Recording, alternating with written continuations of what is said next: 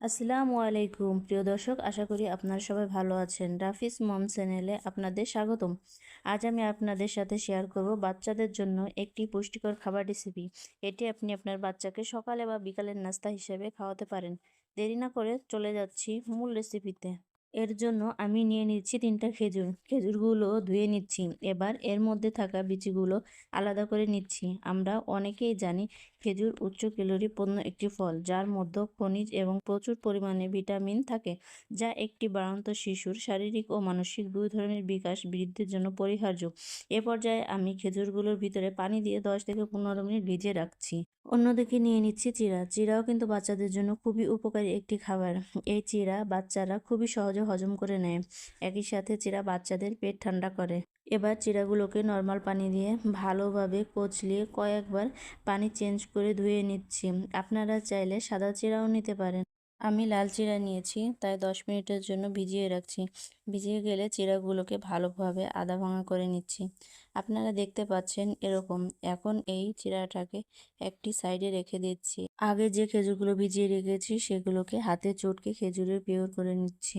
যদি খেজুরে আঁশ থাকে তাহলে আপনারা ছাঁকনি দিয়েও ছেঁকে নিতে পারেন। এবার চলে যাচ্ছি চুলায়। এ পর্যায়ে আমি প্যানে দিয়ে দিচ্ছি হাফ চা চামচ পরিমাণে ঘি। আপনারা চাইলে বাটারও ব্যবহার করতে পারেন। ঘি আর বাটার দুটোই বাচ্চাদের জন্য অত্যন্ত উপকার। এর মধ্যে রয়েছে গুড ফ্যাট। এবার দিয়ে দিচ্ছি আধা ভাঙা চিড়াগুলো। চিড়াগুলো দিয়ে কয়েক মিনিট খুব ভালো করে নাড়াচাড়া করে নিব। ঘি আরও বাচ্চাদের দ্রুত ওজন বাড়াতে এবং মেধা শক্তি বাড়াতে সাহায্য করে। ভাজা হয়ে গেলে দিয়ে দেবো 1 কাপ পরিমাণে পানি। আপনারা চাইলে গরুর দুধ বা ফর্মুলা দুধ দিয়েও রান্না করতে পারেন। এ পর্যায়ে চিড়াগুলোকে চামচের সাহায্যে ভালোভাবে পানির সঙ্গে মিশিয়ে নিচ্ছি। একটু জাল উঠলেই ফ্লেভারের জন্য দিয়ে দিচ্ছি একটি এলাচ। চুলার আঁচ মিডিয়াম টু লোতে রেখে খাবারটিকে ঘন হয়ে আসা পর্যন্ত রান্না করে নিতে হবে। খাবারটি রান্না হতে হতে আমার দর্শকদের কাছে ছোট্ট একটি রিকোয়েস্ট, আমার ভিডিও যদি আপনাদের ভালো লেগে থাকে তাহলে আমার চ্যানেলে একটি লাইক ও সাবস্ক্রাইব করে দিবেন। যাই হোক, কথা বলতে বলতে আমার খাবারটা প্রায় রান্না হয়ে আসছে। পানিটা শুকিয়ে এরকম ঘনত্ব হয়ে আসছে। এ পর্যায়ে ম্যাশ করা খেজুরের পিওরটা দিয়ে খুব ভালোভাবে মিশিয়ে নিচ্ছি। এখন এই খাবারটি বেশি ক্যালোরিফুল এবং পুষ্টিকর বানানোর জন্য দিয়ে দিব বাদামের গুঁড়া। আমি এখানে 1 চা চামচ পরিমাণের মতো বাদামের গুঁড়া দিয়ে দিচ্ছি। আপনারা বাদামের গুঁড়াটা বাসায় তৈরি করে নেবেন। এই তো খুব সহজে এবং খুব কম সময়ে তৈরি হয়ে গেল বাচ্চাদের জন্য খেজুর চিড়ার পায়েস। দর্শক, খেজুর যেহেতু উচ্চ ক্যালোরি জাতীয় ফল, তাই এটি বাচ্চাদের শরীরে প্রচুর পরিমাণে শক্তি দেয়।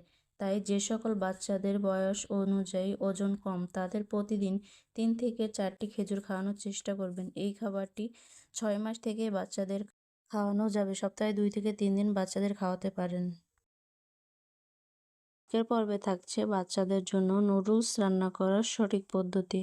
দর্শক, অনেক নতুন মা আছেন যারা বাচ্চাদের নুডলস খাওয়াতে চান, কিন্তু নুডলসটা কিভাবে বাচ্চাদের স্বাস্থ্যকর ও পুষ্টিকর ও মজাদার করে খাওয়াবেন অনেকেই বুঝতে পারেন না।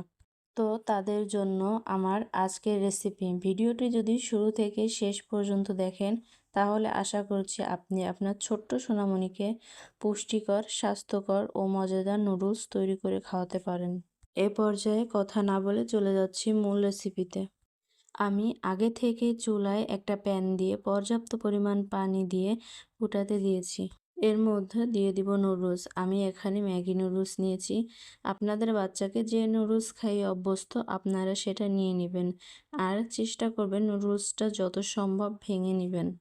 তাহলে আপনার বাচ্চারা সহজেই খেতে পারবে। এ পর্যায়ে ফুটিয়ে রাখা পানির মধ্যে নুডলসগুলো আমি 50 থেকে 60% মতো ফুটিয়ে নিব। দর্শক, আমরা এই নুডলসের মধ্যে যে মশলাটা বাচ্চাদের খাবারে ব্যবহার করব না, কারণ এই মশলাটা বাচ্চাদের ক্ষুধামন্দ ভাব তৈরি করে, মুখের রুচি কমিয়ে দেয়, এছাড়া পেটে গ্যাস তৈরি করে।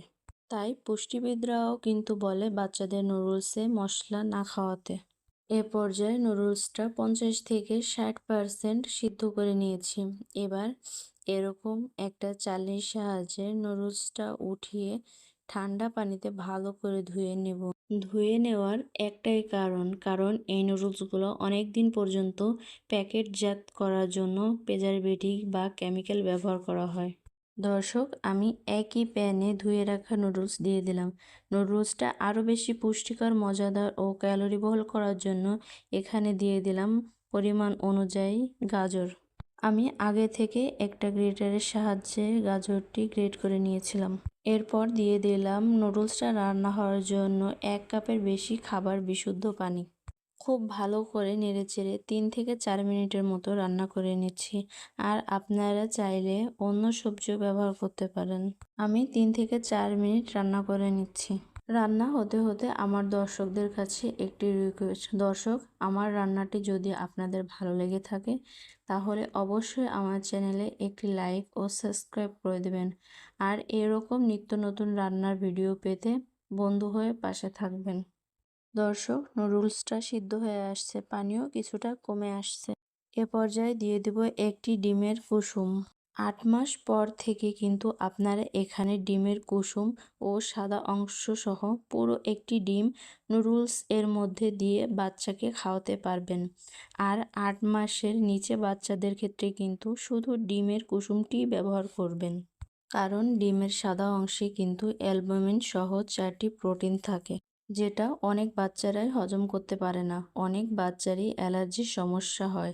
ডিম দিয়ে খুব ভালো করে নেড়েচেড়ে মিশিয়ে নিচ্ছি। দর্শক, আমি এখানে কোনো লবণ ব্যবহার করিনি। আপনার বাচ্চার যদি 1 বছরের বেশি বয়স হয় তাহলে স্বাদ অনুযায়ী লবণ ব্যবহার করতে পারেন। দর্শক, এ পর্যায়ে আমার খাবারটি রেডি। এ পর্যায়ে আপনারা চাইলে আপনার বাচ্চার জন্য একটি ম্যাশারের সাহায্যে ম্যাশ করে খাবারটি নামিয়ে নিতে পারেন। বিশেষ করে 10 মাসের নিচে বাচ্চারা চিবিয়ে খেতে পারে না, তাদের ক্ষেত্রে ম্যাশ করা অবশ্যই জরুরি।